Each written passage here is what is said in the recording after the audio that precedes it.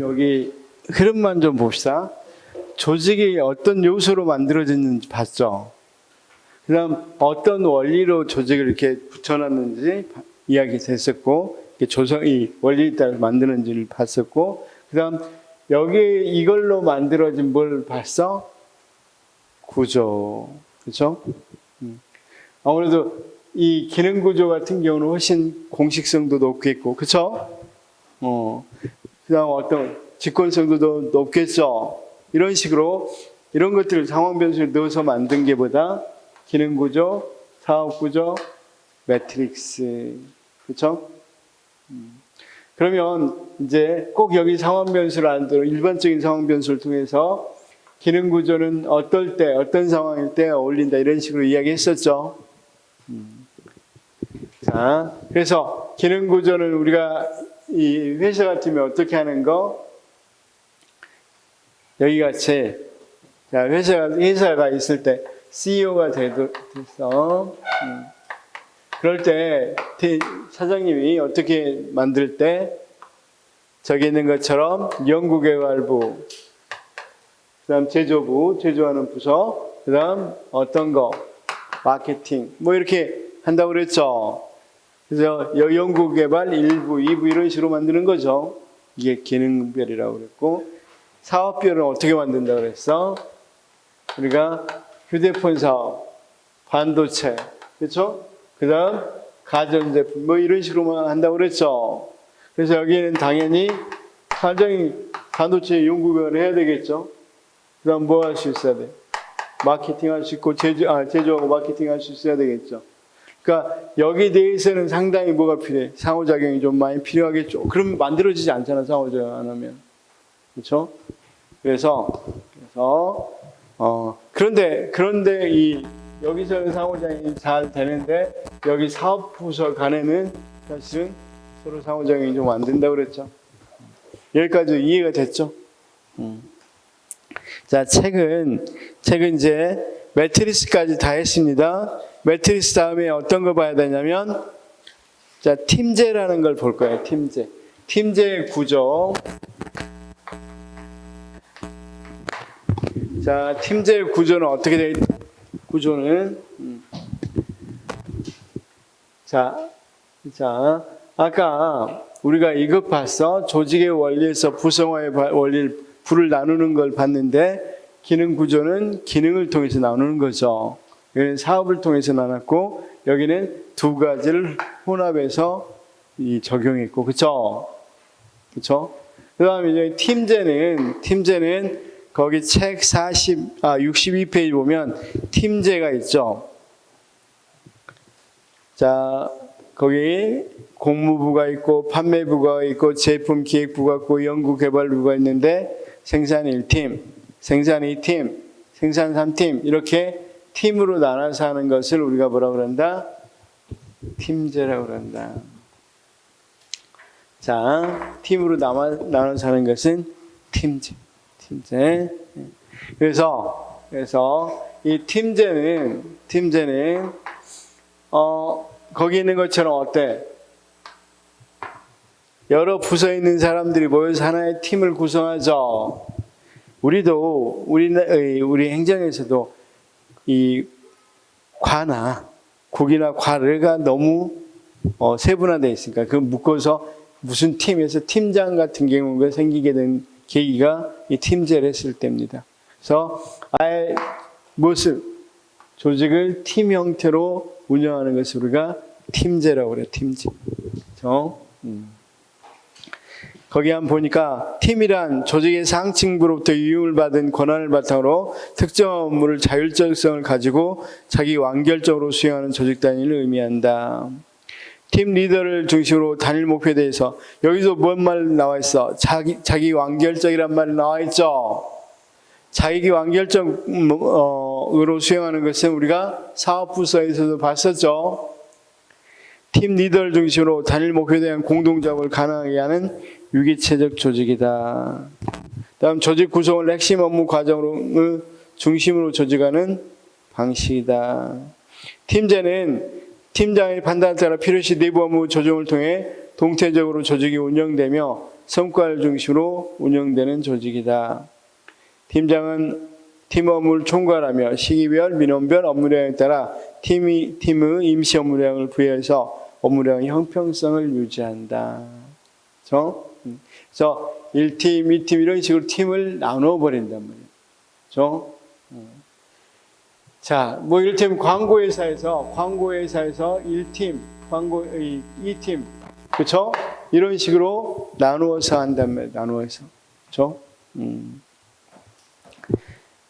제작 1팀, 제작 2팀 이런 식으로 나누어서 하는 걸 말하고, 팀제 조직의 배경에는 정보와 세계화의 영향이고 신축적이고 융통성 있는 환경에 대응하기 위해서 만들어졌고, 조직의 민주화와 관료적 병리 현상을 타파하고 직무 분류와 축소와 간소화. 그렇죠?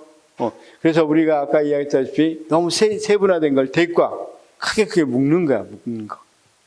그래서 신공공관리론의 영향이고 경쟁력을 강화하자, 이런 것들이 이야기될 수 있다. 그렇죠? 제가 한번 읽어보겠습니다. 쌤들한테 나눠주려고 그러는데 좀 나눠줄 의미가 없어서 팀제가 A씨를 한번 읽어볼게요. 팀제 A씨를 한번 들어보십시오. 보잉사는 1만 명의 직원과 500여 개의 공급사들이 관련된 보잉 77개 프로젝트를 시행하면서 팀제를 운영할 수밖에 없다고 판단했지만 어떻게 조직할 것인지에 대해서 구체적인 아이디어를 가지고 있지 못했다. 보잉사는 결국 전통적인 관리자 계층 대신에 3단계의 팀 구조를 만들어서 모든 인력의 에너지를 하나의 방향으로 나갈 수 있도록 조직화했다. 조직의 가장 하부에는 200여 개의 기능을 초월한 팀을 구성하고 조직의 제일 윗부분은 각 부문을 대표하는 단일 최고 경영팀을 만들어 프로젝트를 기한 내에 의도한 대로 수행하는 임무에 대한 최종적인 책임을 지게 했다. 이 최고 경영팀 밑에는 생산과 엔지니어링 부서에서 차출된 50명 정도의 리더들이 포진하고 있었고, 이들은 임명일조로 25개, 30개 팀을 구성했다. 이 팀들이 200여 개 업무팀들을 감독하는 책임을 지고 있으며, 이들 업무팀들을 구체적으로 비행기 일정 부분들, 이를테면 비행기 있으면 꼬리팀, 조종사실팀, 그다음 날개팀 등에 대한 제작 책임을 지고 있는 구조였다. 그러니까 쉽게 말해서 사업부 형태인데 완전히 그걸 뭘로 바꾼다? 팀 형태로 바꾼다. 그렇죠? 자, 사업 구조 자체도 어느 정도, 그러니까 이게 훨씬 더 뭐 하는 거, 권한이 많이 이렇고 자율적으로 할 수 있는 거, 자율적으로 할 수 있도록 아예 나누는 거. 그래서 보잉사 같은 경우는 꼬리팀, 그 다음 조종사실팀, 그 다음 어떤 팀이라고 그랬어? 날개팀. 뭐 이렇게 팀을 만들어 놓고 그 팀들이 각각 완전히 뭘 가지고, 자율성을 가지고 그걸 운영한단 말이에요. 자, 우리가 이 회사 같은 거 가져도 팀장이란 말, 드라마 보면 많이 나오죠? 팀장님, 뭐 1팀장, 2팀장 이런 식으로 팀장이 나오죠? 그러면 어떤 회사가 옷을 판다, 옷을 또는 디자인한다 그러면 1팀장, 2팀장이 디자인한단 말이야. 뭐 우리는 팀을 2개 구성해서 우리 회사는 운영하겠다 그러면 1팀, 2팀 구성한단 말이야. 그리고 여기 팀장이 뭐야? 여기는 디자인만 할 때 당연히 어떤 사람들, 디자인과 관련해서 이를테면 옷을 만들면 옷을 제조하는 사람, 1팀에는 그걸 또 디자인하는 사람, 이런 사람들이 다 나오게 있겠죠. 이 사람들이 뭉쳐서 뭘 만든다고? 팀을 만든다. 자, 그래서 특징은 기본 단위 봐요. 기본 단위는 자율팀이라고 되어 있죠. 그다음 이런 자율팀의 역할과 책임은 어떻게 되어 있었어요? 책임은 분산되어 있죠. 그다음 다기능 직무 인력이죠. 쌤, 그 그림 한번 봐봐. 그림 한번 보면 팀원들이 어디서 왔어? 공무부, 판매부 전부 다 해서 왔죠. 그러니까 다기능 전문 인력이고 조직 효과성을 기준으로 해서 조직 행태 및 문화. 이것도 역시 장점은 성과 중심의 책임 행정을 구현할 수 있겠고, 자, 신속한 의사결정과 인력의 소수. 자, 아까 신속하게 의사결정할 수 있겠죠? 팀장에게 많은 책임을 줬다 그랬으니까, 구성의 저문화와 다기능화가 가능하고, 조직 내 단결심을 강화할 수 있고, 자율성 및 창의력과 생산성을 제고할 수 있겠고, 그다음 업무 과부하를 어느 정도 해소할 수 있고, 고객의 수요 변화에 신속하게 대응할 수 있다. 자, 만약에 한계는 조직 내에서 능력 부족이면 팀장이 조직 내 갈등 증폭일 가능성이 있고, 64페이지입니다. 업무가 공동화 현상이 발생했다. 그렇죠? 자, 공동화 현상이 좀 발생할 수 있는 게 네트워크 구조 같은 경우도 다 그런데, 자, 거기 조직 구성은 긴장과 갈등 가능성, 법정 업무가 명확한 경우나 계급제적 속성이 강한 사회는 부적합하다. 안정적 의사결정에 한계가 있다. 팀장이 막 내리다 보니까 안정적으로 하기는 좀 문제가 있을 수 있겠죠. 그래서 거기 한번 문제를 한번 풀어보면서 하도록 하겠습니다. 어떤 문제가 이 팀에서는 나오는지, 팀제에서는. 불행히도 팀제에 관한 문제는 거의 안 나왔어요. 시험 문제에 팀제는 안 나왔어요. 팀제. 그래서 유일하게 시험에 하나 나온 게 4번. 조직 구조에서 팀제 조직은 신속한 의사결정과 정보 교류에 유리하다. 이거 하나 나왔어. 자, 다시. 그럼 팀제는 거의 안 봐도 된다는 소리죠? 잘 안 나온다는 소리고. 그런데 순서상으로 여기 있다 정도만 알아두시면 되고. 누가 결정하니까, 팀장이 바로바로 결정하니까 신속한 의사결정이 된다는 거. 그 정도로만 알아두시면 좋겠습니다. 왜 안 나오냐면 우리나라도 행정부에다 팀제를 도입했어요. 팀장. 옛날에는 뭐 과장, 회장 이렇게 했는데 그냥 팀장에서 그 팀을 맡도록 했단 말이에요. 뭐 지방정부에서도 많이 했어요. 노무현 정부에서 본격적으로 도입을 했는데 이명박 정부 때 전부 다 그냥 다 폐지해버렸어. 그러니까 행정학에서 물어보고 싶겠어, 안 물어보고 싶겠어? 안 물어보고 싶겠죠. 그래서 팀제는 잘 안 나옵니다. 제가 밴드에다가 올려놔 볼 거니까 한번 읽어보십시오. 팀제, 우리나라 팀제가 어떻게 변했는지. 읽어보면 금방 아시죠?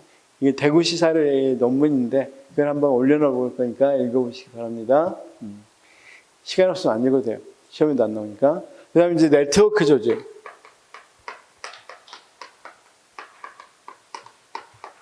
이걸 뭐라고요? 조직 구조의 유형들입니다. 조직 구조의 유형들. 조직 구조의 유형은 몇 가지로? 5가지로 알아두면 됩니다. 기능 조직, 사업 조직, 그 다음 매트릭스, 팀제, 네트워크. 네트워크 조직은 어떤 걸 네트워크 조직이라고 하는지 한번 보도록 하겠습니다. 네트워크 조직의 핵심은 거기 65페이지 보면 여러 가지가 있는데 거기 가장 핵심은 아웃소싱입니다. 아웃소싱. 외주화. 여러분, 자, 애플이 휴대폰 다 만듭니까? 아니면 많은 부분 외주화 줍니까? 여러분 알다시피 삼성도 다 휴대폰 처음부터 끝까지 안 만들어요. 다 어디? 베트남, 중국 이런 데 공장이 다 외주화 시켜놓죠. 그래서 아웃소싱이 핵심입니다. 외주화가 핵심입니다. 외주화. 그래서 외주화를 주는 것으로서 자 네트워크 조직 외주화.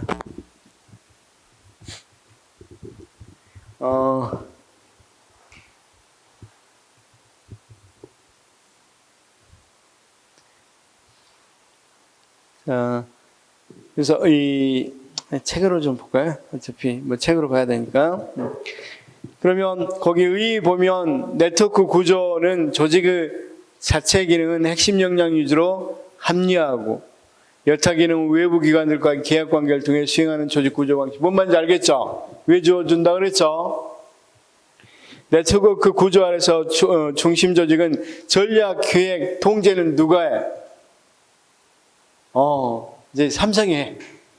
그리고 대부분은 생산 기능은 누구에게 맡겨? 다른 조직에 맡기죠. 유임하죠. 이런 것들을 공동 조직이라고도 하는데 이런 식으로 만들어진 조직을 네트워크 조직이라고 하고 네트워크 조직은 느슨하게 연결된 결합체 조직으로서 수요자 중심의 언더그라운드 조직에 해당한다. 한 조직 내에서 모든 기능을 수행하는 방식에 탈피해서 조정 기획 등 전략적 기능 외에 회계, 제조, 포장, 유통 기능 외부 기관들의 아웃소싱하여 본부와 전자적으로 네트워크되어 있는 거, 연결되어 있는 걸 말하죠. 네트워크 조직은 조직의 모든 자산, 지식 능력이 조직의 여러 곳에 분산되어 있으면서도 필요한 경우는 언제든지나 쉽게 동원할 수 있다. 자, 그 다음 연계성을 중시한다 그랬죠. 당연히 연계 안 되면 안 되잖아.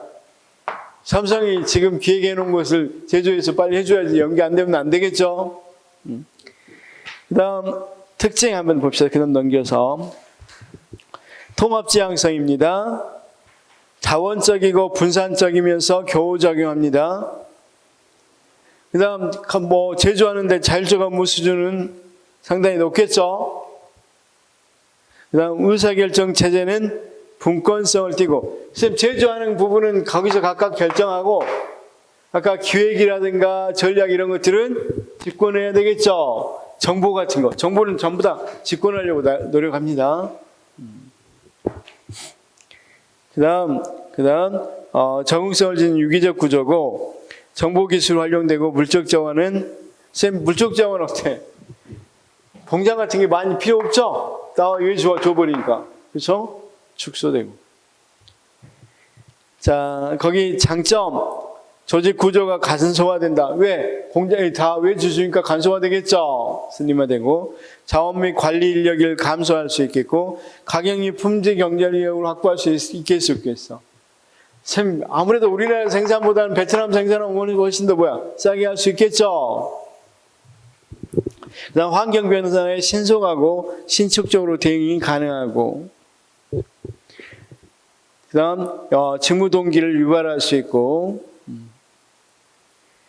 자, 그 다음 학습과 정보가 확산될 수 있습니다. 여기까지는 쌤 대강 어떤 말 이건 긍정적이고 대강 알겠죠? 네트워크 되니까 여기서 배운 것들이 다른 데로 전파가 될 수 있겠어? 확산될 수 있겠죠?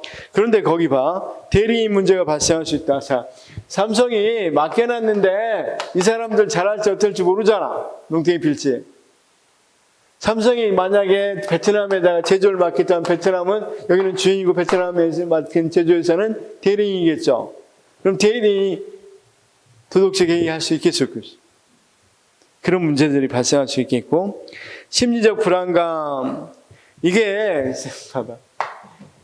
이제 고용과의 관계도 어때? 굉장히 안정적인 고용이겠어요? 하면 자주 바꾸겠어. 직원들도 거기에 맞지 않으면 자꾸 바꾼단 말이야. 거의 임시직을 많이 사용한단 말이야. 그럼 불안해 안 불안해? 상당히 불안할 수밖에 없겠죠. 그다음 그래서 응집력이 강화되겠어, 약화되겠어?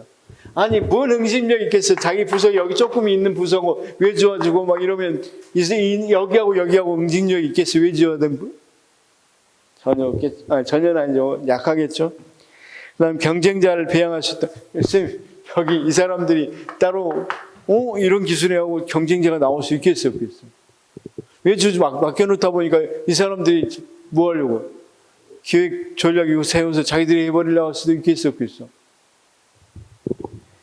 그 다음, 제품의 안정적 공급이 곤란. 이건 방금 이야기했다 하십시오. 그렇죠? 그래서 옛날에 중국에서 건전지 회사 같은 데 많은데 지진 한 번 일어나서 상당히 곤란을 겪었던 데가 있어요. 곤란을 겪었을 때가 있어요. 왜 그렇게 지진 같은 거 나와서 그러면 이게 원자재가 뭐가 되겠어? 안정적으로 공급하기 어려울 수도 있겠죠. 지금 다 해놨는데 베트남에서 이게 시위가 있었어. 소요가 있었어. 그래서 안 와. 그럼 완전히 제품 곤란하겠죠. 이런 걸 말해. 이해됐어요? 그래서 자, 쌤, 시험 문제는 이것 구분하는 거 많이 나오고 매트리스 교직 많이 나오고 이것 많이 나와요. 그렇죠? 유형으로 보면 이렇습니다. 그러면 문제 네트워크 한번 문제 풀어보겠습니다.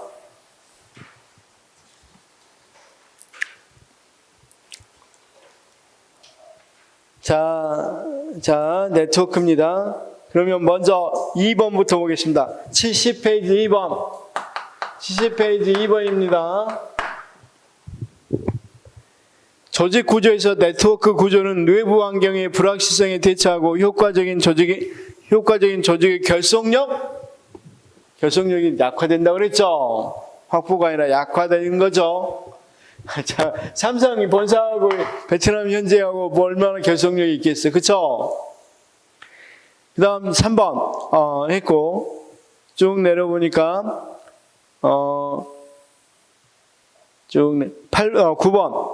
9번부터 보겠습니다. 조직 유형에서 네트워크 조직은 각기 높은 독자성을 지닌 조직 단위나 조직들 간의 협력적 연결을 통해 구성된 조직이며 환경 변화에 신속하게 적응할 수 있다. 맞죠? 왜냐면 각기 독자성을 갖고 있잖아. 여기도 베트남 공장도. 그쵸? 그래서 자, 조직 단위나 조직원들 간의 협력적 연결을 통해 구성된 조직이며 환경 변화에 신속하게 적응할 수 있겠고, 이쪽으로 가면 갈수록 환경 변화는 신속하겠죠. 밑으로 내려가면 내려갈수록. 그렇죠? 자, 그다음 네트워크 한번 쭉 보겠습니다. 자, 네트워크 조직이 없네. 네트워크 조직 많이 문제로 나온 게 많습니다. 38번부터입니다. 38번. 네트워크 조직 구조에 적합한 인적 관리 전략은 인간은 사회적 관계 속에서 협동을 추구하는 존재로 인식해서 구성원 간의 협력 관계. 자, 어떤 존재로 여긴다고요? 네트워크 조직에서는 구성원들이 인간은 사회적 관계 속에서 협동을 추구하는 존재입니다. 다시요. 자, 인간은 어떤 존재로? 사회적 관계 속에서 협동을 추구하는 존재지. 거기 있는 것처럼 39번에 있는 것처럼 인간의 자신의 이익을 극대화하기 위해 행동하는 합리적 존재로 파악하거나, 그렇죠? 이건 뭐 기계적 조직 또는 기능적 조직에서는 이야기입니다. 이건 넘어가도록 하고, 40번 같이 네트워크 조직 구조에서 적합한 인적 관리 전략은 인간을 자신을 추구하는 존재로 파악해서 성취가, 이것도 아닙니다. 아까 네트워크 조직 구조는 어떻게 본다 그랬어? 인간의 존재를 사회적 관계 속에서 협동을 추구하는 존재로 본다 그랬죠. 41. 네트워크 구조에 적합한 인적 관리 전략은 인간을 수동적이고 변화에 저항하는 존재 아니라고 그랬죠. 그래서 38, 39, 40, 41은 한 문제야, 한 문제. 왜냐하면 이런 문제였겠죠. 네트워크에서 인적 관리 전략에 해당하는 것은 이 문제였고 답은 분명히 1번에 나왔겠죠. 그래서 네트워크 조직에서 인적 관리 전략에서 인간은 어떤 존재다? 사회적 관계 속에서 협동을 추구하는 존재다. 자, 42번 문제도 했으니까 한번 풀어볼까요? 안 풀었죠, 지금 우리 42번은. 한번 보도록 하겠습니다. 자, 그 다음 42보니까 사업 구조는 자율적으로 운영되는 부서 간의 조정 가능성은 증진되지만 자, 사업 구조에서도 부서 간의 조정 가능성은 낮다고 그랬죠. 휴대폰하고 가전제품 서로 상호 어떤 거 조정 가능성은 상당히 낮죠. 근데 조직 내에서는 휴대폰 만들 때 연구개발, 제조, 마케팅 이런 부분은 활발하다고 그랬죠. 그래서 거꾸로 돼 있어요. 부서 간의 조정 가능성은 어렵지만 부서 내 조정은 증진된다 또는 용이하다 뭐 이런 식으로. 43번 네트워크 구조대의 개인들은 과업을 수행하면서 직무 확장과 확충에 따라 직무 동기가 아까 직무 동기가 유발되는 장점이 있다고 그랬죠. 44 기능 구조는 기능적 통합을 통해서 규모 맞죠? 자, 매트리스 구조에서는 이거 44도 풀었나요? 풀었죠? 안 풀었어? 매트리스 구조 생각해보세요. 매트릭스입니다. 매트릭스. 그러면 기능 구조와 사업 구조를 포함한 거니까 매트리스 구조에서는 조직 구성들이 부서 간의 공유, 맞죠? 공유하면서 자원 활용 효율성을 제고할 수 있고, 사실 매트리스 조직은 수평적인 팀제어, 매트리스 조직은 팀제어하고는 다르죠? 자, 그 밑에 매트릭스 조직은 했나요? 49문도? 안 했죠? 앞 페이지까지만 했구나. 그럼 매트릭스 조직이 있으니까 해봅시다. 그 밑에 뒤에 네트워크 조직까지 쭉 연결되어 있으니까. 그러면 49 매트릭스 조직은 기능 조직이 수직 조직과 프로젝트 중심의 수평 조직을 결합한 구조로서 명령 통일의 원리에 틀렸죠? 명령 통일의 원리에 위반되고 책임과 권한의 한계가 불분명한다고 그랬죠? 책임이 불분명한다고 그랬잖아. 누가 책임져야 될지. 50번 네트워크 조직은 핵심 기능을 수행하는 소규모 조직을 중심에 두고 네트워크입니다. 이거 시험 볼 때 잘 해야 돼요. 네트워크입니다. 지금 매트리스 아닙니다. 자, 거기 네트워크 조직은 핵심 기능을 수행하는 소규모 조직을 중심에 두고 다수의 협력업체를 네트워크로 묶어서 맞죠? 51 매트릭스 조직은 매트릭스 조직입니다. 매트릭스 이번에는 단일한 명령 및 보고 책임. 매트릭스 조직은 이중으로 되어 있다고 그랬죠? 그 다음 52 매트릭스 조직은 하위 조직 간 정보 흐름이 활성화된다. 그러겠죠? 서로 연결되어 있으니까. 53 매트릭스 조직은 하위 조직 간 할거주기가 발생할 경우 조정이 상당히 어렵죠? 복잡하다고 그랬잖아. 누구 말을 들어야 될지 모른다고 그랬죠? 매트릭스 조직은 불안정한 환경을 적절하게 대응하지 못하는 게 불안정한 환경을 유용하라고 만든 거죠. 55 매트릭스 조직은 복잡한 의사결정하지 못하는 게 아니라 조직 구조 자체가 복잡하죠. 할 수 있고. 56 매트릭스 구조는 기능 구조와 사업 구조의 물리적 결합이 아니라 화학적 결합 이런 것도 돼요. 그 다음 57 매트리스 구조가 유용하게 쓰일 수 있는 상황 조건은 조직의 규모가 너무 크거나 너무 작지 않은 중간적 여기까지 맞는데 조직이 사용하는 기술은 일상적입니까? 비일상적입니까? 비일상적이다. 58 매트리스 구조는 잦은 대면과 회의를 통해서 과업 조정이 이루어지기 때문에 매트리스 조직의 약점 중에 신속한 결정이 잘 안 이루어진다는 게 문제였죠. 59 매트리스 구조의 구성원들은 다양한 경험을 통해 전문 기술 결과과 넓은 그러겠죠. 기능도 사업 구조 다 경험할 수 있겠죠. 매트리스 조직의 특징은 조직 활동을 기능 부분으로 전문화하는 동시에 전문화된 부분들은 프로젝트로 통합한 이거 맞죠? 자, 매트릭스 조직의 특징은 정보화 시대에서 팀제가 규모 경제를 구현하는 방식이라면 지금 아까 팀은 뭐라 그랬어요? 빠르는 의사결정이라고 그랬죠? 그래서 팀제는 스피드 경제라고 그래요. 매트릭스는 빠르게지는 못한다고 그랬잖아. 아까 의사결정이 늦게 된다, 지연된다고 그랬잖아. 대신에 매트릭스는 기능 구조를 갖고 있으니까 규모 경제는 실현할 수 있겠죠. 그래서 거기에 바꿔줬어요. 팀제는 스피드 경제, 그다음 매트릭스는 규모 경제 이렇게.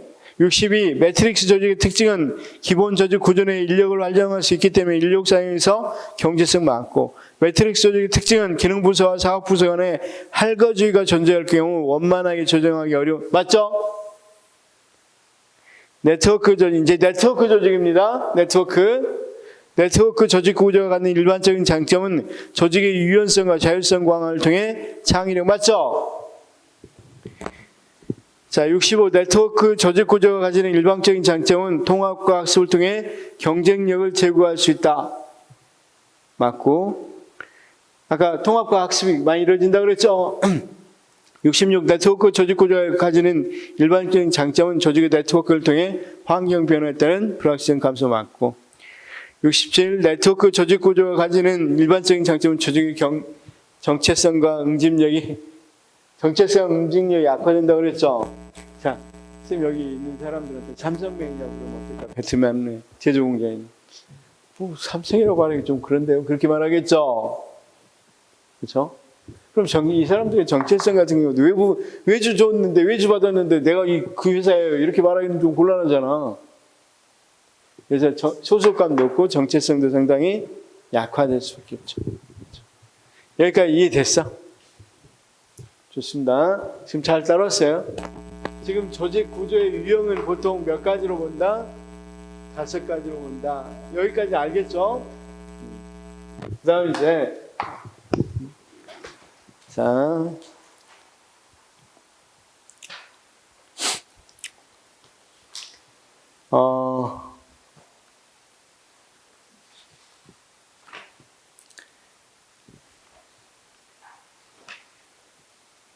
조직 구조의 변화 한번 봐봐. 조직 구조의 변화.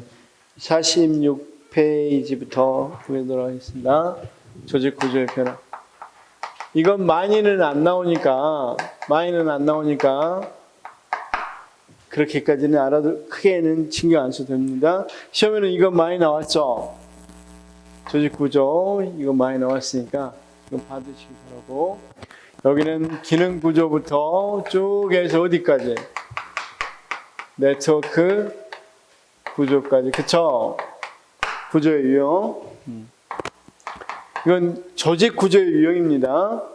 그 다음 조직 구조의 변화를 보는데, 조직 구조를 만들 때 뭐 할 수 있겠어요? 이제 조직 구조가 그대로 있는 게 아니라 변화될 수도 있겠죠? 그럴 때 직무를 뭐 할 수 있겠어? 직무를 재설계할 수도 있겠죠?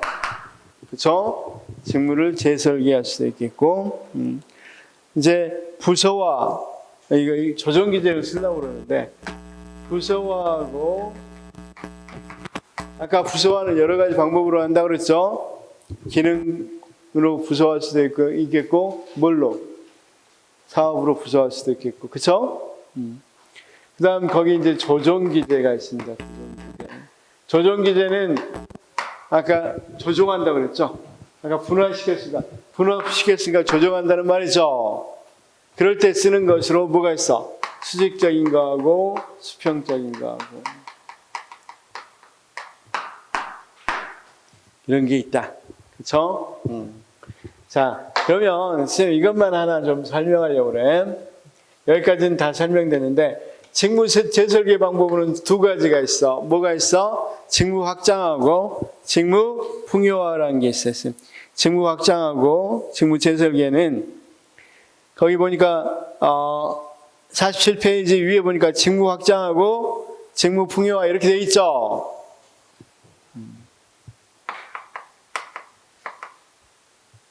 이 개념만 조금 명확하게 알아두시면 될 것 같아.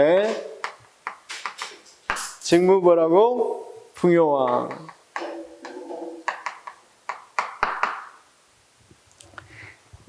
거기 46페이지 표를 조금 보면 직무 풍요화하고 뭐하고 직무 확장이 있는데, 이걸 조금 틀릴 가능성이 있어서 조금 설명하려고 그래. 거기 뭐가 되어 있습니까? 직무 확장은 수평적 전문화야. 수평적 전문화하고 관련되어 있고, 이건 수직적 전문화하고 관련되어 있어.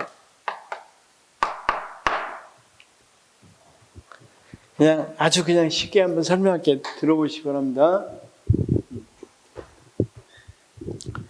선생님 수평적도 전문화가 뭡니까? 이렇게 이야기하려고 그런단 말이야. 지금 그러려고 그랬죠? 수평적 전문화가. 그쵸? 그럼 수평적 전문화가 뭐냐면, 우리가 수평적 전문화가 심화되면, 특히 직무와 관련해서 수평적 전문화가 심화되면 어떻게 되겠어? 아까 나사를 조인 사람은 계속 나사만 조이는 거야. 원래는 그러면 그 사람이 이를테면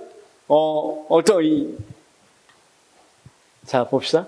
바퀴가 있으면 바퀴를 가지고 전체적으로 바퀴에 여기 겉에도 좀 씌우고, 바퀴에 여러 가지 휠도 설치하고 이렇게 했었단 말이야. 근데 전문화되면 이거 덮는 사람, 덮게 하는 사람, 휠 이렇게 하는 사람, 이게 다 나눠지겠죠. 거기에다 바퀴를 밀어넣는 사람, 이렇게 다 나눠진단 말이에요. 이게 수평적 전문화가, 특히 직무의 수평적 전문화가 세분화되는 거야. 그러면 우리가 아까 뭐라 그랬어? 너무 이렇게 세분화해 놓으면 정말 실증나겠지. 맨날 하는 일이 이거야. 얼마나 실증나. 맨날 하는 일이 위에 덮고만 있어, 이렇게. 그러면 이걸 뭐 해주는가? 덮고 여기까지 하도록 하는 것을 우리가 직무를 확대했다고 그래. 직무를 확대했다. 그러면 선생님들 봐봐. A라는 업무를 갖고 있는데 그 업무 말고도 B라는 업무까지 줬다고 할 때 직무 확대됐다는 거고, 그러면 수평적 전문화가 높아졌다는 거야, 낮아졌다는 거야? 수평적 전문화가 낮아졌다는 거죠. 그러면 여러분 봐봐.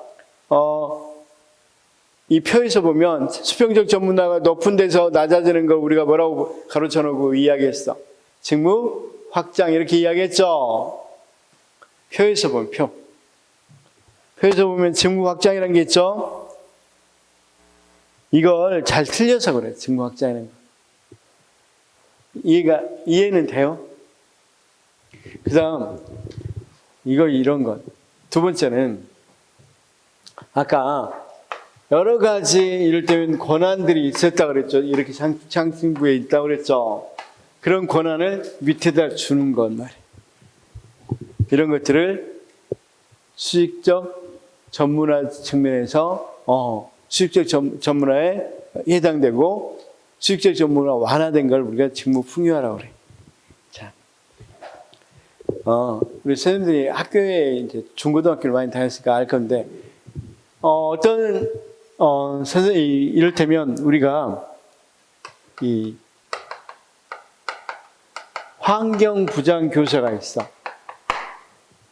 그러니까 이 환경부가 있고 거기에 이제 환경부장 교사가 있습니다. 그런데 어땠었냐면 교장이 거의 환경부장 교사에게 뭐만 시켜? 그냥 시키는 일만 하는 거야. 학교 환경에 대해서 교장이 다 시켜, 모든 일을. 그럼 그 사람은 별로 만족감 느끼겠어? 내가 우리 학교 환경 바뀌었다 이런 생각하겠어? 그런데 그게 아니라 교장이 완전히 환경에 관계된 건 당신이 책임지죠. 그럼 권한도 주고 책임도 줬어. 그럼 그 사람이 환경을 바꿨을 때 어떤 느낌이 들까? 굉장히 만족감 들고 성취감 같은 게 들겠죠. 내가 이렇게 보면 얘들이 우리 학교 되게 예뻐 이런 식으로 이야기하면 뭐라고 그러겠어? 내가 한 일이다. 이런 성취감 같은 게 들겠어. 그래서 자, 다시 한번 수직적 측면에서 직무 풍요화는 뭐냐면 이렇게 높게 봐봐. 아까 수직적 측면에서 거기 뭐가 있다고 그랬어? 수직적 전문화가 높고 낮다고 할 때 높은 걸 설명해 보겠습니다. 수직적 전문화가 높은 건 뭘 말해? 아까 그렇죠. 통솔범위가 좁은 걸 말해. 그래서 어떻게 돼 있어? 과장이 다 했었는데 과장 말고도 계장이 있고 대리도 있고 뭐 이렇게 돼 있는 것들은 굉장히 심화될 수 있겠죠. 그런데 이걸 어떻게 한단 말이에요? 이 사람에게 좀 더 권한을 크게 줘서 더 높게 권한과 책임을 주게 되는 거죠. 지시한 것 말고도 주게 되는 걸 우리가 직무부라고 한다. 풍요화. 그러면 직무 풍요화 보니까 직무가 수직적 정적 기피를 질적으로 심화시키고 권한의 하부 위임이라고 돼 있죠. 아까 환경부장 선생님한테 다 줬잖아. 하부 위임하고 그다음 의사결정권도 확대하고 분권하고 참여 보장하고 직무 수행자가 책임성, 자율성이 증대된다고 그랬죠. 직무 충실 전제 수준으로 해서 확장하면 좋은 자율팀이 된다. 이걸 이야기했었고 여기까지는 이해됐어 안 됐어? 이해 안 될 게 별로 없을 것 같은데. 자,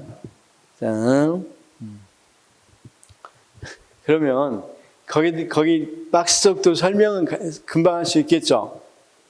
박스 속도 설명을 해보면 아까 직무 확장, 직무 풍요화 이건 그렇다고 칩시다. 그런데 꼭 기억해야 될 게 직무 확장은 수평적 전문화가 높은 데서 낮은 데로, 그다음 이 직무 풍요화는 수익적 전문화가 높은 데서 낮은 데로입니다.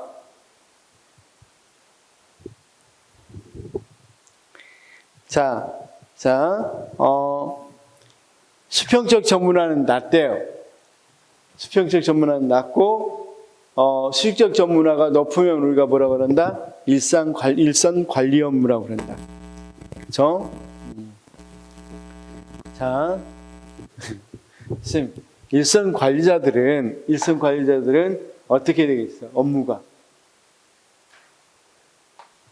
수평적 전문화하고, 그 다음 수익적 전문화 부분에서. 일선 관리 업무에서는 수익적 전문화는 상당히 뭐 하겠어? 일선 관리들은. 높겠죠? 하는 일이 좀 적을 거니까. 그쵸? 그러면 우리가 거기 있는 것처럼 고위 관리 직무들은 훨씬 더 수익적 전문화는 권한을 많이 갖고 있어 안 갖고, 그냥 이렇게 편하게 생각해. 권한을 많이 갖고 있냐 안 갖고 있냐. 권한을 많이 갖겠어 안 갖겠어? 일선은 권한을 적게 갖겠죠. 고위 관리는 권한을 높게 갖겠죠. 그 다음 거기에 있는 수평적 전문화가 굉장히 높고 수익적 전문화도 굉장히 높으면 직무 자체가 어떤 거겠어? 굉장히 단순한 게죠. 그래서 다시 한 번만. 수평적 전문화가 낮다는 것은 우리가 관리 업무를 한다는 거겠지. 수평적 전문화가 낮다는 거 이것만 끼는 게 아니라 이거 전체를 한다는 거야. 그러면 이 제작부 맞는 관리란 말이야. 그러니까 자동차 바퀴. 근데 높은 관리는 이런 것보다 훨씬 더 높게 해서 뭐 하겠어?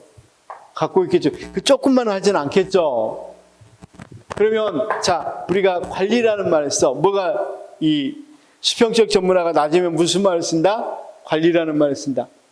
그쵸?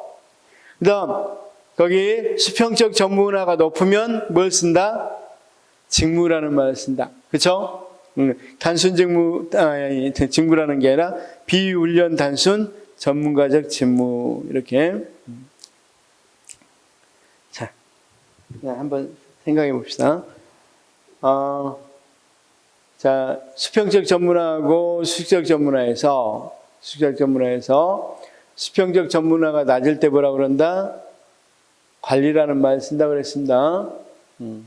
그다음 수익적 전문화가 보면 수평적 전문화가 높을 때는 비훈련 단순 전문가적 이렇게 부른단 말이야. 그러면 그 위에 수직적 전문화가 높고 낮고, 그러면 수직적 전문화가 이렇게 높은 데에서는 또 여기 생각해 봅시다. 높은 데에서는 어떻게 거의 자기 권력은 없겠죠. 높다는 것이 그만큼 딱 적은 일을 한다는 거니까. 그렇죠? 한번 생각해 봅시다. 우리가 이걸 어떻게 구분할지를 한번 생각해 봐. 여기 공장에 가보면 공장 직공이 있고, 직공이 아까 이야기했다시피 뭡니까? 이것만 돌리고 있습니다. 또는 무엇을 받고만 있습니다. 또는 아까 같이 이거 바퀴에 그것만 체양을 높이 달고 있습니다. 이런 거하고, 이런 것에 대해서 전반적인 것을 받고 있는 단장이 있다고 그래요. 단장이라고 하는 거 뭐라 그럴까요? 여기 이 공장에서 약간 상위 직급을 뭐라고 하죠? 반장. 여기 반장. 이렇게 반장 같은 분들이 이걸 하잖아. 그렇죠? 그 다음 이렇게 반장일 때는 이 사람들은 뭐가 되겠어? 말 그대로 이 직공은 단순 뭐 하는 사람? 비훈련 단순 직무하는 사람이죠. 그렇죠? 그 다음 그래도 반장하는 사람들은 뭐라고 이야기했어? 일선 관리 직무를 한다고 하겠죠. 근데 반장을 한번 생각해 보면 반장은 수평적 전문화는 한 가지 일만 합니까? 여러 가지 좀 넓게 합니까? 여러 가지 넓게 하니까 수평적 전문화는 한 가지 일만 하는 게 높은 게 아니라 어느 정도 낮겠죠. 수평적 전문화가 높단 말은 한 가지만 한다는 거야. 돌리기만 하는 거. 근데 이 사람은 어느 정도 이런 돌리고 이런 바퀴 부분에 반장을 한단 말이야. 바퀴 제작이 반장하면 이 사람은 어때? 이것도 하고 이것도 하고 어느 정도는 여러 가지 걸 다루기 때문에 수평적인 것은 뭐 하겠어? 낮겠죠. 그렇죠? 근데 이 사람한테 수직적으로 권한이 있어 없어? 권한은 별로 없겠죠. 그렇죠? 그다음 수직적 전문화가 낮아요. 그렇죠? 수직적 전문화가 낮은데 수평적 전문화는 높으면 어떻게 될까?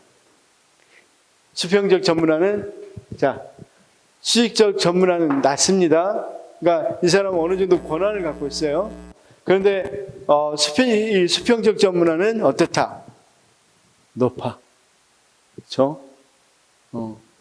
그래서 수평적 전문화가 높다는 건 한 가지 업무만 한다는 거죠. 자, 다시요. 그러니까 여러 가지 업무를 막 여러 가지 하는 게 아니라 한 가지 업무만 하면 돼. 권한이 있는 사람은 뭐가 되겠어? 한 가지 업무만 하는데 권한이. 자, 의사가 이 외과 의사는 외과 이렇게 자르고 이런 거 꺼내고 이런 거 업무만 하죠. 근데 그 사람 권한 높아 안 높아? 그러니까 전문가들은 생각해 보면 전문가들은 그 분야만 하는 거죠. 그러니까 수평적 전문화는 높을 수밖에 없겠잖아. 뭐하니까? 그 분야만 하니까. 잘 모르겠어? 자, 제가 한번 해볼게요. 병원장하고 의사하고 있다 합시다. 외과 의사하고. 그러면 병원장은 관리 업무를 하죠.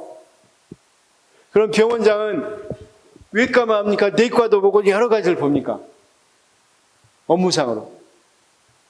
어느 것 다 관리해야 되니까 내과 다 관리하죠.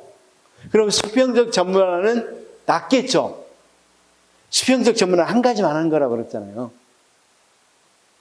그러면 그 사람은 뭐라고 이야기해 줘야 되겠어요? 외과 전문가는. 거기와 같이 전문가적 직무라고 이야기해야 되겠죠. 근데 병원장은 생각해봐. 병원장은 아까 얘기했다시피 외과, 내과 다 관리해야 되죠. 그 다음 당연히 권한은 높아야 낮아요. 권한은 커요 안 커요? 권한은 강력하죠. 다시. 자, 우리가 여기 이런 예를 한번 드립시다. 여기 지금 뭐 하는 사람? 이게 차양 올리는 사람입니다. 차양 계속 올리고 있는 직공입니다. 그런데 이 직공 위로 뭐가 있다? 그렇다면 이 바퀴를 만드는 반장이 있습니다. 그런데 여기에는 완전히 엔지니어가 한 명 있어. 완전히 기술자가 한 명 있어. 그 기술자는 뭐 하는데? 휠 만드는데 굉장히 큰 기술자란 말이에요. 그렇죠? 그런데 여기 공장장이 있습니다. 지금 대부분 이제 공장의 이야기를 해보도록 하죠. 그럼 휠 만드는 사람들은 무엇만 만들었겠어요? 휠만 만들게 이 사람이 차량 만들지는 않을 거 아니야. 왜냐면 이것에 대해 전문가니까. 근데 그 사람 권력이 어떻게 되겠어? 아니, 전문가잖아. 그런데 권력이 낮을 리가 없잖아. 어느 정도 자율성을 갖고 권력을 갖고 있어, 안 갖고 있어? 권한을 갖고 있을 거 아니야. 그러니까 이 사람은 수직적으로는 높아, 안 높아? 수직적 전문화는 어느 정도 권한이 있으니까 높다고 이야기할 수 있겠죠? 그쵸? 다음, 수직적 전문화가, 다시, 거기 전문가적 직무가, 미안해. 수직적 전문화가, 내가 이거 할 때마다 헷갈려. 자, 수평적 전문화라는 것은 일을 한 가지 하는 거고, 자, 수평적 전문화가 없다는 것, 낮다는 것은 그만큼 권력이 강하다고 했었죠. 아까 이렇게 막 있는 것보다는 이게 뭐 할 때, 어느 정도 낮을 때 훨씬 권한을 많이 갖는다고 그랬죠. 그러니까 거꾸로 미안해. 그러면 수직적 전문가가 뭐하니까? 이 사람은 권한을 많이 가지니까 수직적 전문가로서는 뭐야? 낫겠죠. 자, 이 사람은 또 권한을 아주 크게, 이 사람은 굉장히 권한을 크겠죠. 병원장이니까. 아니, 공장장이니까. 여러 가지 다 맡고 있고. 그러니까 이 사람도 수직적인 것은 굉장히 뭐겠어? 낫겠죠. 수평적인 것은. 수평적인 것도. 한 가지 일만 하니까 여러 가지를 다 합니까? 공장장이니까 여러 가지 다 보겠죠. 이 사람도 낫단 말이에요. 그러면 이 사람은 낮으니까 공장장은 뭐가 될 거고? 고위 관리직, 그쵸? 고위 관리 업무를 맡는 거고, 이 사람은 어떤 거? 전문가적 직무를 맡는 거고, 자, 이 뭐만 돌리는 사람, 직공은 뭐만 돌리고 있어? 차양을 만든 사람은 그냥, 이 사람은 단순 직무죠. 비훈련 단순 직무고, 이 사람은 뭐다? 그래도 이 사람이 권한은 크진 않잖아, 그렇죠? 아니, 반장이 얼마나 권한이 있어? 권한 별로 없으니까 수직적 분할은 높은 편이겠죠, 그렇죠? 수직적 분할은 높은 편이다. 그래서 정리 한번 할게요. 여기를 어디를 지워야 될지 모르겠네. 자, 이거 지워버립시다. 자, 우리가 지금 공장입니다. 공장에서 직공입니다. 뭐만 만드는 사람이야. 훈련이 없어서 그냥 이렇게 차양 올리라고 해서 위에서 이렇게 쭉 밑으로 내리기만 하는 직업입니다. 그 사람은 수직적 전문화는 뭐예요? 권한이 적으니까. 굉장히 높을수록 적으니까 높죠? 수평적 전문화는 일인데, 일은 이 사람 여러 가지 일에 한 가지 일만 해요. 한 가지 일만 하니까, 여기는 뭐가 돼요? 여기는 높겠죠? 그 다음, 우리가 이 엔지니어 한번 생각해봐, 엔지니어. 완전히 전문 엔지니어. 휠에 관해서는 그 사람이 완전히 전문가입니다. 그럼 이 엔지니어 또는 이게 휠 전문가라고 합시다, 그냥. 그러면 그 사람은 일을 어떻게 해? 한 가지만 하니까 수평적으로 높죠? 수직적으로는 권한이 어느 정도는 전문가들 있죠? 그러니까 수평적 전문가로는 전문가는 낮겠죠? 그 다음 여기 누가 있다고 생각해봐.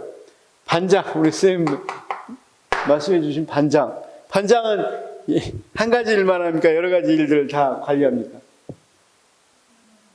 여러 가지 일들을 관리할 수밖에 없겠죠. 그러니까 여기는 낮겠죠? 한 가지 일만 하는 게 아니라. 근데 권한은 높아나죠.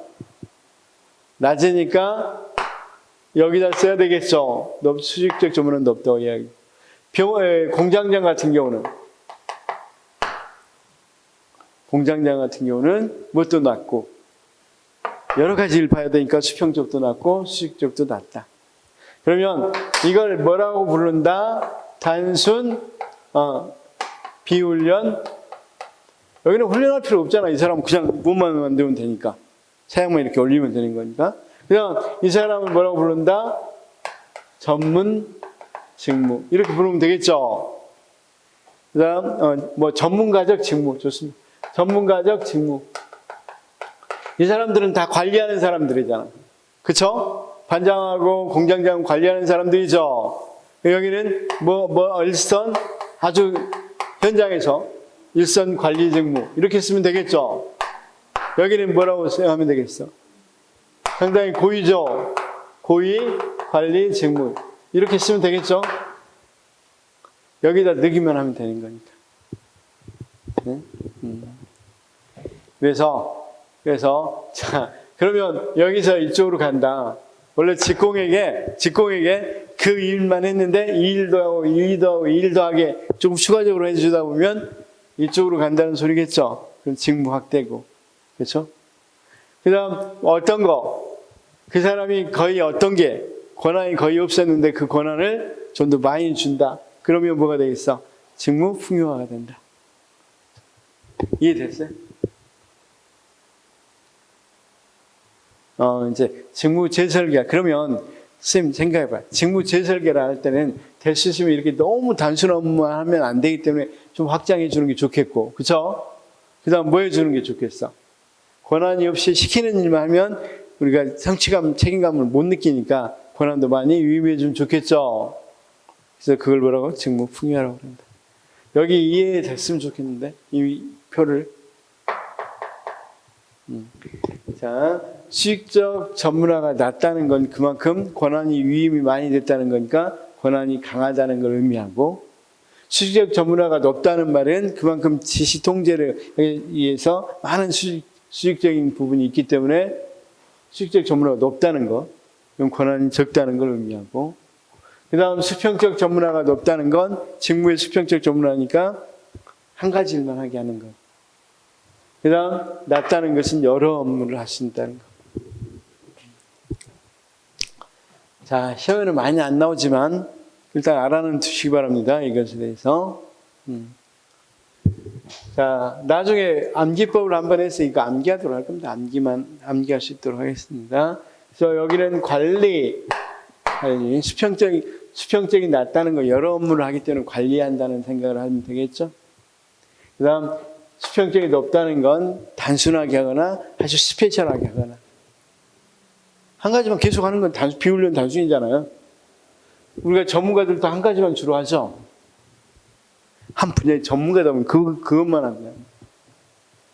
이해가 됐기를 바랍니다. 이해는 되셨고, 강제로 됐다고 하겠습니다. 그 다음에 이제 수평적, 수직적 조정 기제라는 것은 아까 기능 구조도 수평적으로 조직이 잘 됐어, 안 됐어? 이게 상호작용이 잘 됐어, 조정이 잘 됐어, 안 됐어? 기능 구조에서 아까 연구개발부, 마케팅부, 제조부, 여기에 수평적으로 조정이 잘 됐어, 상호작용이 잘 됐어, 안 됐어? 일단 안 됐단 말이야, 그쵸? 그럼 안 됐을 때 어떤 것을 쓸 수 있겠냐 이 말이야. 먼저 수평적인 것부터 보도록 하겠습니다. 수평적 연결 기제에서는 어떤 거 있다?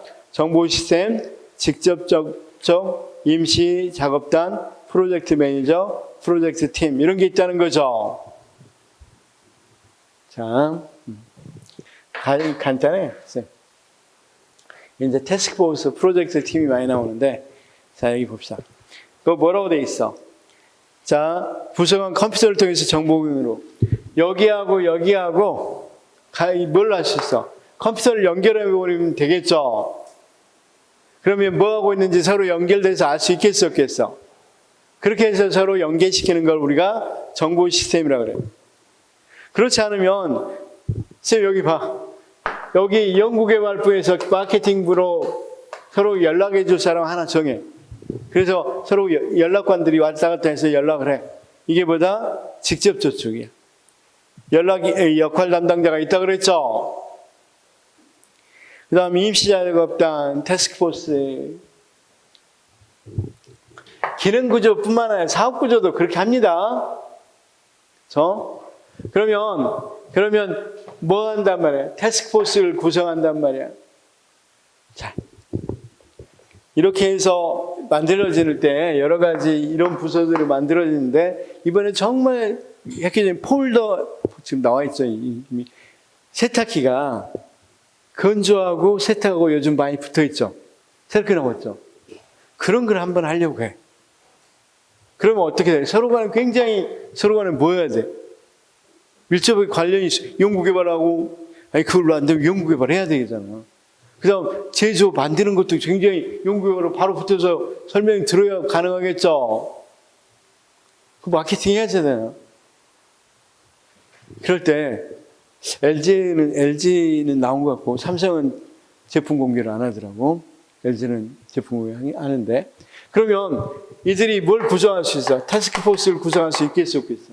그래서 여기서 이렇게 와서 태스크포스 구성할 수 있겠어, 없겠어? 그래서 여기서 하고 나서 이게 개발이 완료되면 다시 다 그걸로 가. 아까 방금 이야기했다시피 그 건조하고 세탁이 같이 세탁기가 만들어지면 그게 끝나면 다시 가는 거야. 그래서 뭐라고 그래? 임시 작업단이라고. 그러면 그렇게 해서 상호작용할 수 있어 없어? 수평적으로. 그걸 뭐라고 그런다? 태스크포스라고 한다. 그런데 태스크포스 보니까 일시적인 과제 해결이라고 그랬죠. 옛날에 군대에서 이런 게 있었나 봐. 자, 1사단이 완전히 박살났어. 이거 불길하게 또 박살났어. 그러면 어때? 충원 가서 싸워줘야 되겠죠. 그럴 때 이 어떤 거 여기 있는 여기 갈 때 1사단이 많이 했다면 거기에 뭐가 있어? 의료병도 가야 되고 당연히 소총병도 가야 되고 다 가야 되겠죠. 포병도 가야 되고. 그러면 그런 부서들을 다 차출해서 보내. 전쟁 끝나면 다시 돌아와. 여기서 비롯된 거야. 태스크포스가. 그래서 요즘 TF 많이 구성한다고 그러죠. 에이, 뭐 하면, TV에서 맨날 TF 구성해서, 자, 지난번에 제일 많이 들었던 게, 킬러 문학 만드는 거 못 만들게 하기 위해서 TF 구성해서, 너무 어려운 문학 만들지 않게 하겠다. 이런 이야기도 많이 들어봤죠? 그런 말이에요. 이 TF 구성하면 교육부에서 와서 하기도 하고, 다른데 대학에서도 오기도 이렇게 와서 한단 말이에요. 자, 그 다음 프로젝트 매니저. 수평적 조정을 담당할 정규직을 추가하는 방식이야. 여기 정규직으로. 아까 직접 접촉 있는 사람 접촉만 하도록 했는데 정규직으로 딱 이 사람 조정만 해주는 역할은 정규직으로 뽑는 거. 시험에는 안 나오니까 넘어갑시다. 시험에는 태스크포스하고 프로젝트 팀이 나와요. 프로젝트 팀은 어떤 사람들? 영구적이야. 아까는 일시적이라고 그랬죠. 그렇죠? 자, 이 수평적 조정 기제가 많이 나옵니다. 그러면 이제 우리 선생님 이거 생각해봐. 수직적 조정 기제도 있어야 되겠죠. 여기도 이렇게 서로 간에 연락해줘야 서로 연결시켜줄 것이 필요하겠죠. 그럴 때, 자, 수평적으로 연결하기 위해서 제일 먼저 하는 게 계층제를 만들어. 그럼 서로 간에 위에 사람들이 뭐 할 수 있고, 지 명령할 수 있으니까 조정이 될 수 있겠죠. 여기 이렇게 이야기해주면 되잖아. 그렇게 하는 것이 제일 어떤 거, 필요량으로는 낮은 조정 비용은 또 낮고, 수직적 조정 통제 필요에서도 낮고, 그 다음, 뭐 할 수 있겠냐면, 규칙과 규정 세우면 되겠어, 안 되겠어? 규정과 계획을 세워서 할 수도 있겠죠? 세 번째는, 아까 이야기했다시피, 자, 여기 과장하고 대리하고 관계에서 너무 사람이 많거나, 그러면, 과장하고 직원과지. 뭘 만든다 그랬죠? 하나의 직위. 계장을 만든다 그랬죠? 이렇게 뭐 할 수 있어? 계층 직위를 추가할 수 있고, 이제 뭐 할 수 있도록, 여기 왔다 갔다를 잘할 수 있도록 경영정보 시스템 같은 거 만들어 놓으면 어떻게 되겠어? 그걸 수직정보 시스템이라 그래. 소통할 수 있도록. 우리가 전자결제 같은 거 막 하면 훨씬 더 빨리 할 수 있겠죠? 사람이 가서 하는 것보다 어떻게 전자결제로 하면 바로바로 올라가고. 그렇죠? 이런 시스템을 만드는 걸 수직정보 시스템이라고 그러는데 이쪽은 시험에 안 나와. 그렇죠? 그런데 무엇은 알아야 돼? 수직적 이 조정기제하고 수평적 조정기제가 어떤 게 있다는 정도만은 알아야 되겠죠? 구분을 하셔야 되는데, 그러면 뒤쪽으로 넘어가서 OX 문제 좀 풀어보도록 하죠.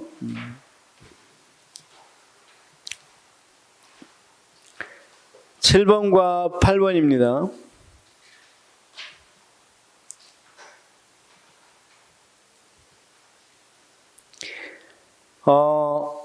7번 보니까 조직 유형에서 태스크포스는 조직의 과업 완수를 목표로 기존의 다른 부서나 외부 업체 등에서 사람들을 선발하여 구성한 조직이며 본래 목적을 달성하면 해체되는 임시. 맞죠? 그다음 8번 조직위에서 프로젝트 팀은 전략적으로 중요하거나 창의성이 요구되는 프로젝트를 진행하기 위해서 여러 부서에서 프로젝트 목적에 적합한 사람들을 선발해 구성한 조직이다. 맞죠? 자, 그다음 프로젝트 또는 태스크포스 몇 번은 안 나오죠. 그 다음 쪽 한번 봅시다. 프로젝트 47, 47, 48. 문제가 똑같네요. 47, 48 문제 똑같죠? 그러니까 시험 문제가 이런 거야. 시험 문제가 이 사람들이 썼던 걸 그대로 갖다 써버린 거야, 지문을. 왜냐면 제가 지문만 뽑아왔잖아.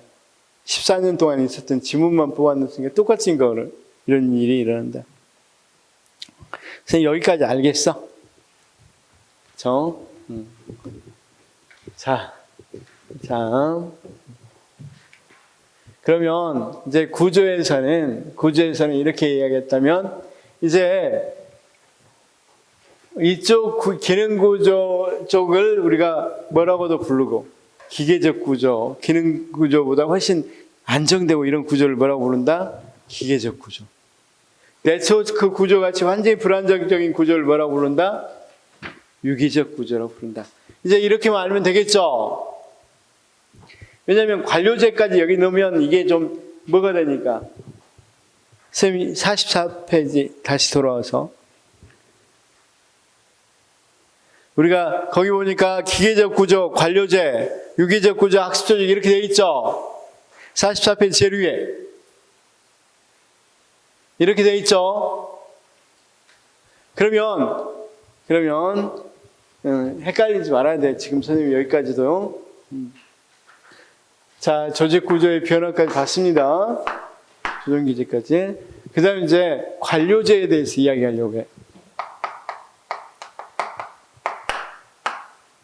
이건 뭔 말이냐면 지금까지 우리가 쭉 근대 이후에는 거의 모든 조직이 나타나는 형태는 관료제야, 관료제.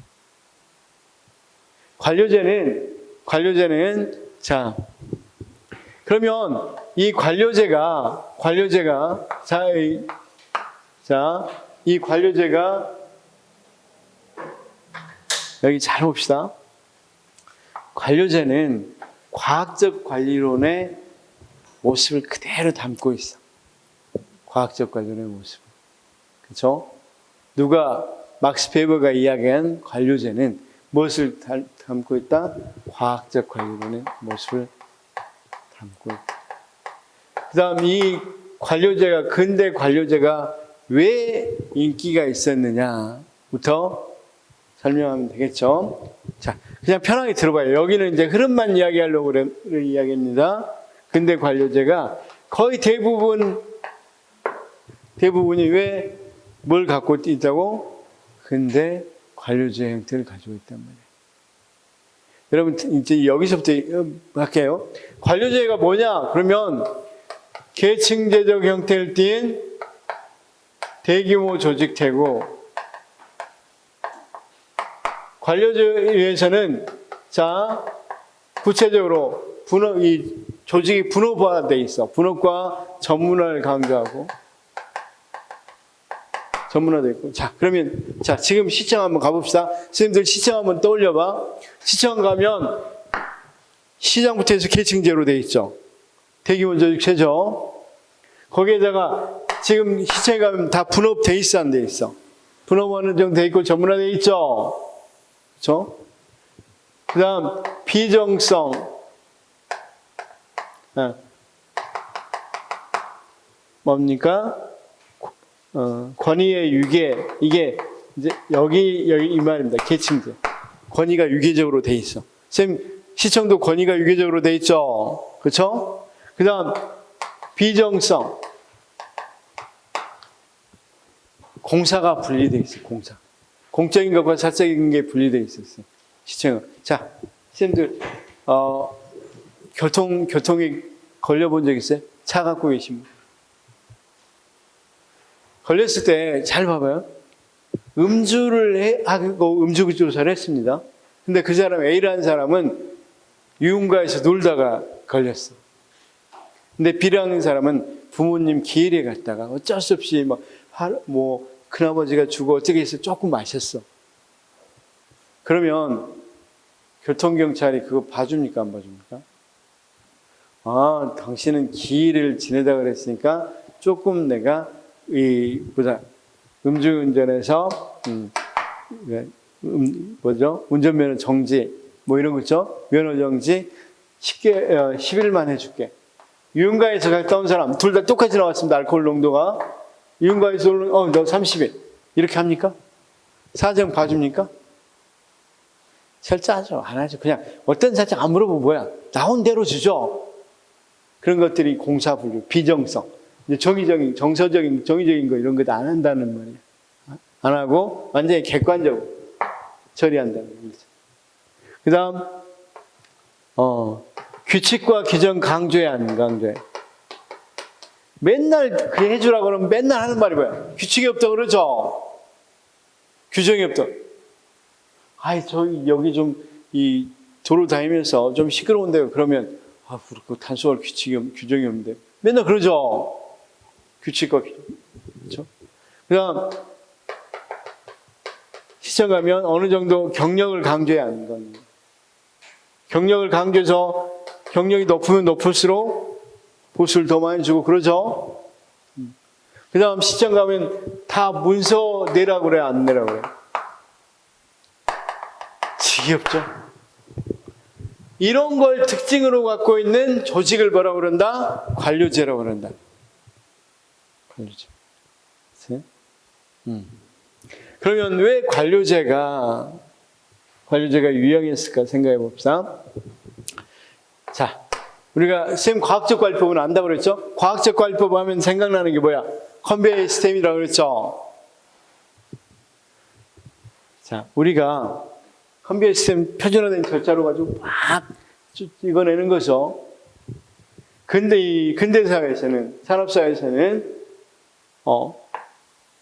공급 능력이 수요를 따라잡을 수 없어. 이를테면 포드 자동차 10대, 100대, 하루에 100대 생산하는데 살려는 사람이 1000명이야. 그럼 어떻게 해야 돼? 양이 중요하죠. 양이 중요하죠. 누가 큰 소리 치겠어? 공급자가 큰 소리 치겠어? 수요자가 큰 소리 치겠어? 공급자 중심. 그러면 이들은 많은 양을 맞추기 위해서 다양성이 중요해? 아니면 획일화된 것이 필요하겠어? 그래서 포드 자동차는 어때? 모양이 다 똑같죠? 왜냐면 많이 맞춰서 이거 맞춰야 되니까. 그러면 여기 한번 봅시다. 관료제도. 우리가 그 전에 행정은 굉장히 단순했다고 그랬죠? 그런데 산업사회 지나면서 행정이 굉장히 많아졌단 말이에요. 오염도 있고 그것도 단속해야 되고 뭣도 단속해야 되고 뭣도 어떻게 해야 되고 세금 걷는 것도 복잡하고 세금도 옛날에는 재산세 이런 것만 했으면 되는데 공장을 세워서 법인세도 내야 되고 무슨 세도 내야 되고 정말 복잡해졌죠. 그러니까 굉장히 수요가 그냥 굉장히 커졌단 말이야. 그런데 공무원들은 많이 뽑았어 안 뽑았어? 많이 안 뽑았으니까 공무원들 어떻게 돼야 돼? 표준화된 절차를 만들어 놓고 많이 공문서 오면 무조건 뭐 해줘? 거기에 맞춰서 하면 되겠죠.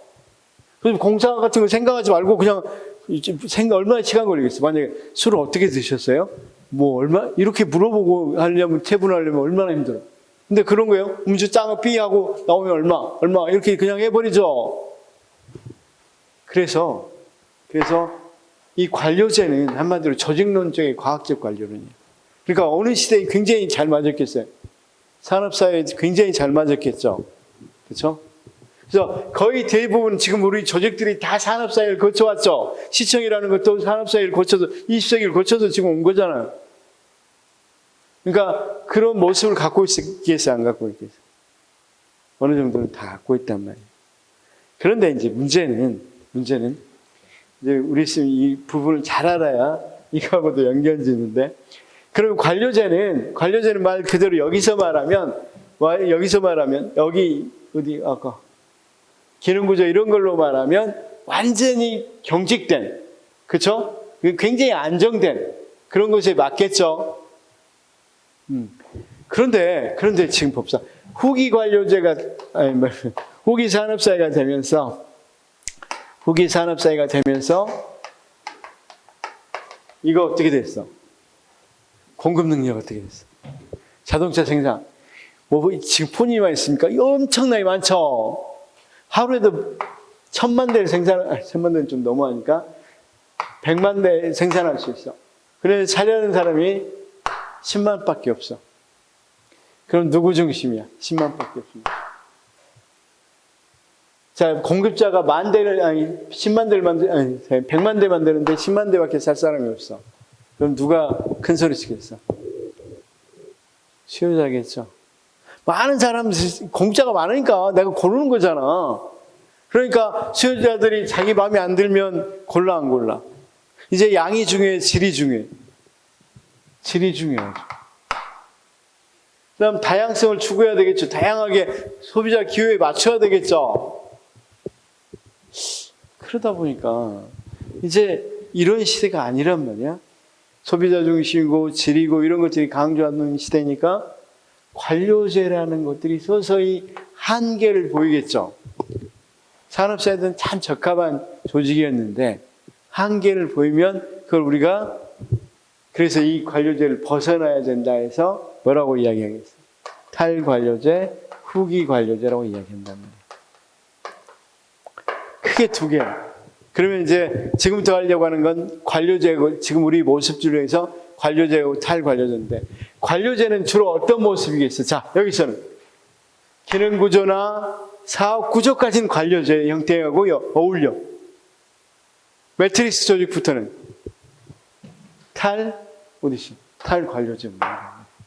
그러니까 지금 이 책에 막 섞여 있으니까 스님들이 잘 구분하시면 된단 말이야. 원래 구조 유형은 5가지다. 그리고 현실에 나타난 것보다 관료제하고 탈관료제다. 그러면 생각해 봅시다. 이것도 조직이 아까 여기서 조금만 합시다. 수평적인 거, 태스크포스, 매트릭스 이것도 사실은 프로젝트 이것도 사실은 옛날 관료제 형태는 아니죠. 뭐 기능별로 이렇게 만들거나 그런 게 아니잖아요. 여러 부서에서 만들어 놓고 끝나면 바로 해체되고 다시 프로젝트를 하기 위해서 모이고 그런 거잖아요. 그래서 그런 것까지 포함해서 자 여기까지 사업 구조까지는 그렇지만 그 이유는 어떤 모형으로 또 들어간다? 탈관료제 모형으로 또 들어간단 말이에요. 그렇죠? 그러니까 관료제나 탈관료제 하나 표현하면 기능의 구조로 물었을 때 이렇게 답하면 되는데 관료제나 탈관료제나 할 때는 여기 이유는 또 탈관료제라고 표현할 수도 있겠죠. 그래서 우리가 뭐라고 되어 있냐면 아까 문제를 풀 때 선생님 71페이지 한 번만 다시 돌아올래요?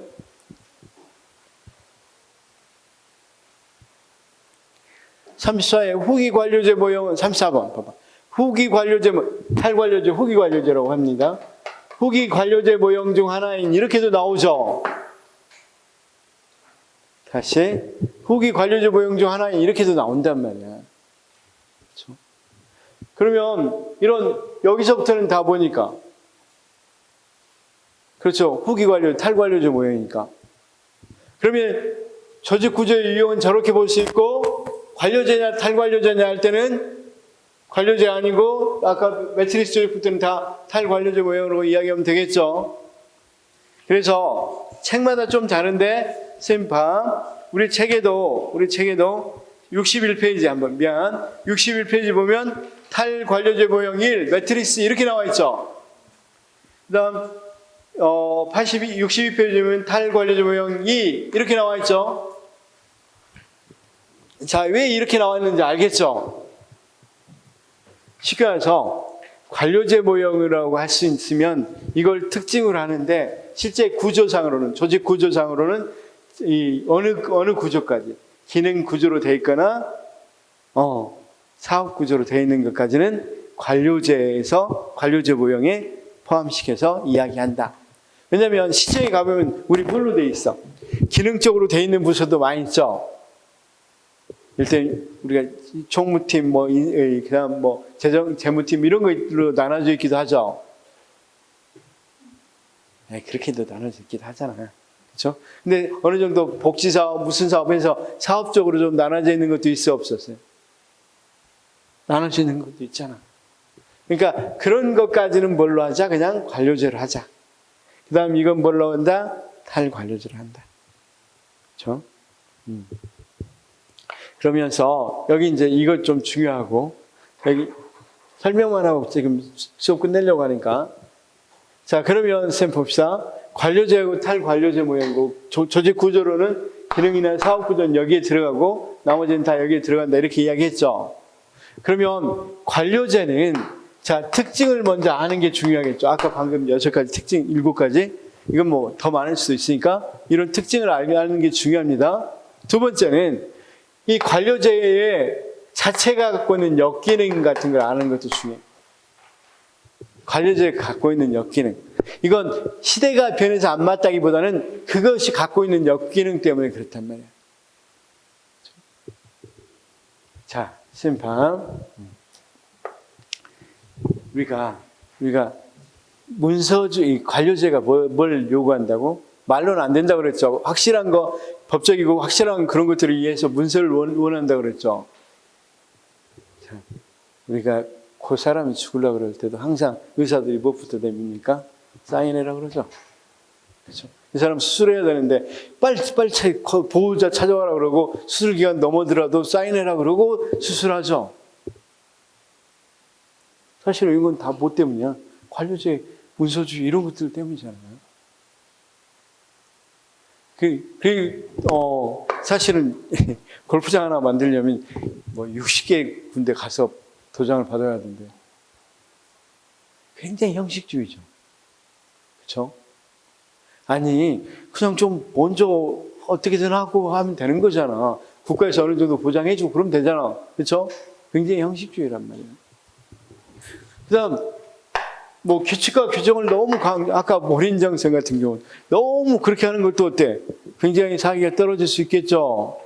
그다음 규칙과 규정을 너무 강조하니까 자, 이 시계에서 교통을 안전하기 위해서 뭐 하는데? 교통순경이 있고 이게 속도 측정하는데 뭘 했어? 보니까 건수 올리려고 여기 숨어서 하죠.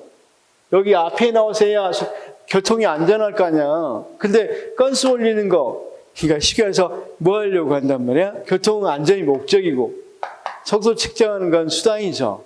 근데 어느 순간 속도 측정해서 건수 많이 올리는 게 뭐가 돼버려? 목적이 돼버린 겁니다. 뭐 하는 것은? 이거 교통 안전은 뭐 개나 줘버리죠. 그래서 여기 꼭 숨어서 하잖아. 사고 날 사람 다 사고 났겠지 뭐. 빠른 속도로다.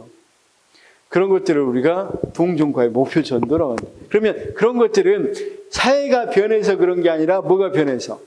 그 자체가 갖고 있는 특징이 갖고 있는 역기능이라는 게 있단 말이에요. 그러면 지금 이렇게 탈관료제 모형 같은 경우는 어떤 것 때문에? 그래서 이제 역기능에 대한 학자들을 이야기하고 실제 이제 일반적인 이야기들을 모아놔서 이야기해야 되고 물론 학자들이 이야기한 걸 모아놓은 겁니다. 그 다음에 이제 탈관료제 모형은 뭐 때문에 일어나는가? 시대가 변해서. 지금같이 환경이 굉장히 빨리 변하고 불안정한 환경 속에 있는데 관료제, 완전히 환경이 안정적일 때 쓰던 관료제 모형을 쓰면 되겠어, 안 되겠어? 안 되겠잖아. 뭔 일이 있으면 빨리빨리 움직여야 될 거 아니야. 그 처리를 해야 될 거 아니야. 관료제 모형은 이게 지휘계통이 다 따라가서 다시 올라가고 이렇게 해야 되니까 상황 변화에 빨리 적응할 수 있어, 없어? 없어. 또 이 행정도 어느 정도 아까 네트워크 구조라든가 매트릭스 구조 같은 팀제 같은 걸 갖춰야 될 거 아니에요. 우리나라 한번 갖추려고 노무현 때 도입된다고 했었잖아. 그렇죠? 그걸 갖춰야 될 거 아니에요. 그래서 여기부터는 이제 환경이 많이 변했으니까 탈관료제 모형에서 어떤 것들이 중요한가 이렇게 이야기된단 말이에요. 그럴 때 이야기되는 게 여기 있는 거 매트리스 조직, 그냥 팀제, 네트워크 조직. 이제 뒤에 하겠습니다. 학습 조직이라는 건 이제 하나 더 보면 돼요. 학습 조직. 이런 것들이 이야기된단 말이에요. 그 외에도 네트워크 조직하고 비슷한 건 가상 조직이거든요. 우리 가상 속에서 있는 조직들이 있죠. 이런 것들 가상 조직도 여기 들어갈 수 있겠고, 시험에는 안 나온다. 그건 정립된 게 아니니까. 그런 것들이 다 여기에서 이제 이야기돼. 그러니까 관료제 이외에. 자, 여기까지 이해가 됐어요? 그런데 또 학자들은 자기만의 뭘 하려고 하겠어. 자기만의 모형을 만들려고 하겠죠. 그래서 일반적인 우리가 누구나 인정한 이런 데프트도 여러 학자들이 일반적으로 우리가 현장에서 인정되는 것들 뿐만 아니라 학자들의 이야기가 좀 들어간단 말이에요. 그래서 자, 선생님 여기 한번 봅시다. 조직 구조를 지금 하고 있습니다. 여기까지는 조직 구조의 전반적인 뭐냐면 뭐라고 보면 개관으로 묶어도 돼요. 사실은. 또는 요인과 변수 이렇게 해도 되고. 그렇죠? 전반적인 거고 이제 본격적으로 무엇에 의해서 우리가 이론적으로 우리가 실제 우리가 존재하는 것을 이론적으로 말하면 관료제 모형이다. 최근에 많이 변화되는 것들을 탈관료제 모형이다. 이렇게 이야기한단 말이에요. 그 다음 우리나라 조직은 어떠나 우리나라 정부 조직은 어떠나 이거 보면 되겠죠. 이렇게 돼 있다고 생각합니다. 그러면 이제 관료제는 다 여기는 이제 알겠죠. 이렇게 돼 있는 것까지 그러면 안 왔죠. 이런 것들을 활용해서 만들어진 게 뭐였다? 관료제였다. 그렇죠? 그런데 이 관료제는 특징이 있었고 그 특징에서 나오는 역기능이 있었고 시대가 변하니까 나타나는 문제점을 치유하고자 하는 여러 가지 주장들이 있었다. 이렇게 말할 수 있겠죠. 이제 다음 시간은 이 부분 한단 말이에요. 이 부분. 그럼 정리 잠깐만 합시다. 오늘 배운 것 중에서 기본 변수, 상원 변수는 다 알겠죠? 표만 외우면 되죠? 그 다음 조직 원리는 아까 분화, 그 다음 조정 또는 통합. 그래서 어떤 거, 이것도 시험 그냥 이것만 나와. 명령 통일 원리, 그 다음 통솔 범위의 원리, 그 다음 조정의 원리. 그렇죠? 뭐 계층제 원리 이 정도까지만. 그러니까 제일 많이 나온 게 명령 통일하고 명령 통일하고 뭐였지? 통솔 범위. 이거 많이 나왔죠? 그 다음 우리가 조직 구조 배웠죠? 거기는 어떤 게 있다? 기능 구조하고 사업, 그 다음 매트릭스, 팀, 네트워크. 이거 있다 그랬죠? 각각의 우리가 특징들 이야기했었죠? 여기 기능 구조는 안정적이고 그 다음부터는 어느 정도 불안정한 환경들이었죠? 제일 불안정한 건 네트워크 핵심 뭐였어? 주요 기능만 갖고 전부 다 위주화 주는 거였죠. 그래서 서로 네트워크를 갖고 하기 때문에 인간을 어떻게 본다 그랬어? 사회적으로 협력하는 존재로 본다 그랬죠. 그 다음 여기 사업구조, 기능구조와 사업구조 특징에 대해서 배웠죠.